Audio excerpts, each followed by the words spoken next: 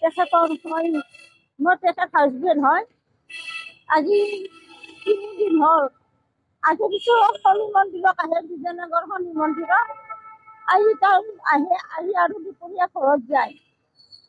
সেইদিনা হ'ল ৰাতিপুৱা আহি কিনে বিজয়নগৰ শনি মন্দিৰত আহা বুলি কৈছে পূজাৰীয়ে, কিন্তু পূজাৰীজনে কৈছে যে ফুল চুল দি কিনে একদম সেৱা লৈ পেলাই গুচি গ'ল, সহায় গ'ল, আমি গম নাপাওঁ।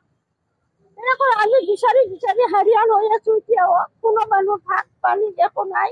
এতিয়ালৈকে ৰাতিপুৱাৰ পৰা আমি একো খোৱা নাই, ল'ৰা ছোৱালী কোনো টোপনি নাই, এনেকৈ হাৰিয়ান হৈ বিচাৰি আছো। কিন্তু কোনোবাই যদি